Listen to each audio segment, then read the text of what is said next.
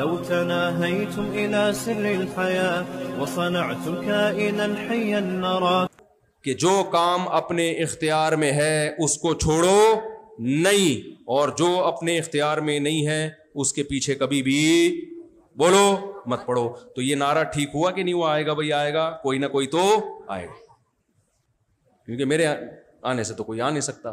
تو ہم نے یہ نعرہ لگایا ہے، اور یہ ہم نے بچپن میں اللہ معاف فرمائے ڈرامہ دیکھا تھا، اس میں یہ نعرہ سیکھا تھا ہم نے. تو پورے میرے بیانات اس نعرے پہ ہوئے ہیں. مجھے ایسا سبق ملا نا اس نعرے سے، حالانکہ بچپن کا پڑوسیوں کے اللہ معاف فرمائے، تبھی میں اللہ معاف فرمائے اس لیے کہہ رہا ہوں کہ کوئی کلپ میں کہہ کے دیکھو ڈراموں کی باتیں کر رہے ہیں، تبھی تو کہہ رہا ہوں اللہ معاف فرمائے کہ ڈرامے دیکھنا ٹھیک نہیں ہے. تو بچپن میں کہیں جا کے دیکھ لیا تھا، اور اس زمانے کے ڈرامے بھی ایسے ہوتے تھے کہ خواتین ہیروئن کو جو ڈرامے کی جو ہوتی تھی نا اس کو دیکھ کے پردہ کر لیا کرتی تھیں. اچھا یہ میں بھی اعلان کرتا ہوں ایک منٹ. تو اس میں نا ایک دکھایا تھا کہ وہ بچے نعرہ لگا رہے ہیں الیکشن کے دنوں میں، آئے گا بھی آئے گا، کوئی نہ کوئی تو آئے گا. تو اس لیے اپنے دماغ کو بھائی صرف ایک طرف لگاؤ. نبی صلی اللہ علیہ وسلم نے فرمایا، بس یہ حدیث کا ترجمہ کر کے بیان ختم کرتا ہوں، من کانت الآخرۃ ہمہ جعل اللہ غناہ فی قلبہ وجمع له شملا واتته الدنیا وہی راغمہ.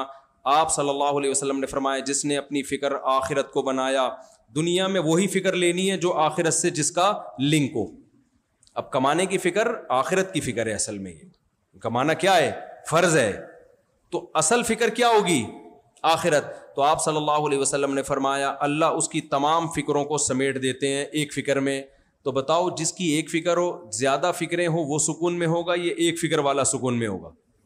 تو اس کی فکروں کو وجمع له شملا جعل اللہ غناہ فی قلبی. دوسری بات اللہ اس کے دل میں غنا پیدا کر دیتا ہے، غریب ترین ہو کے بھی وہ اپنے آپ کو کروڑ پتی سمجھ رہا ہوتا ہے، کیونکہ اب اس کی فکر دنیا رہی نہیں ہے. اور تیسری بات اتتہ الدنیا وہی راغمہ، دنیا اس کے پاس آئے گی ناک رگڑتے ہوئے، ذلیل ہو کے آئے گی.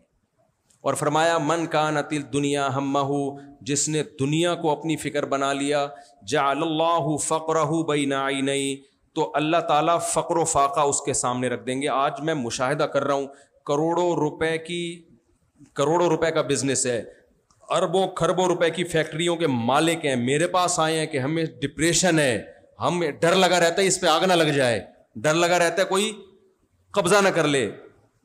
میں کہتا ہوں بھائی اتنا پیسہ تمہارے پاس بینکوں میں ہے، یہ پوری بھی تباہ ہو جائے نا تو 7 نسلیں کھا سکتی ہیں. اور یہ وہ لوگ ہیں جو ٹوپیوں داڑھی والے، ان کی بات کر رہا ہوں. تو نبی نے فرمایا جس نے دنیا کو فکر بنا لیا تو یہ اس کی خوش فہمی ہے کہ دنیا آنے سے اس کا پیٹ بھر جائے گا، وہ خوش زندگی گزارے گا. فرمایا جعل اللہ فقرہ بین عینی، اللہ فقر و فاقہ اس کی نگاہوں کے بالکل سامنے. فقر و فاقہ آپ کا دشمن ہے، اور دشمن جب نگاہوں کے سامنے ہو تو کبھی سکون سے سو سکتا ہے آدمی؟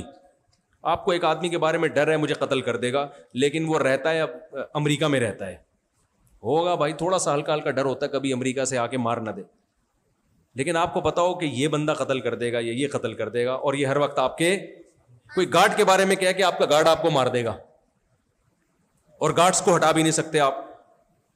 تو اب آپ سکون کے وظیفے پڑھ رہے ہو، یار مجھے سکون نہیں مل رہا، مفتی صاحب کوئی سکون کا. پھر عاملوں کے پاس گئے، عامل کہہ رہے بندش ہے، چڑیل ہے، جن ہے، بھوت ہے.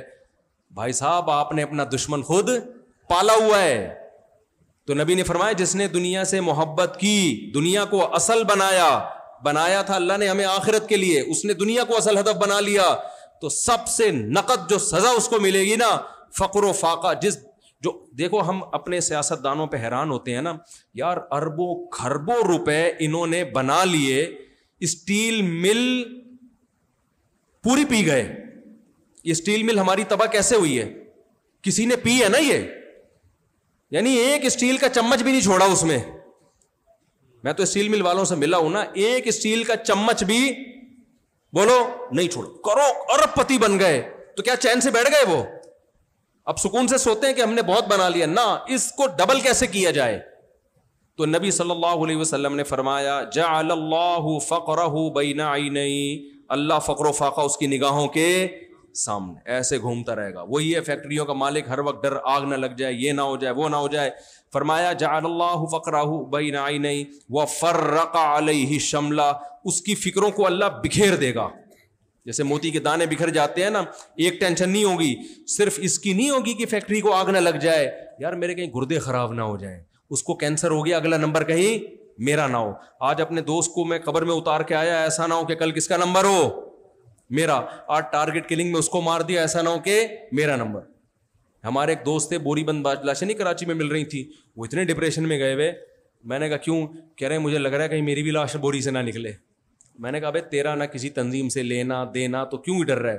ویسے ہی ایک تو جسمانی کمزوری کی وجہ سے بھی یہ بعض دفعہ ہو جاتا ہے, دل کی کمزوری, لیکن زیادہ تر لوگوں کو دنیا کی محبت.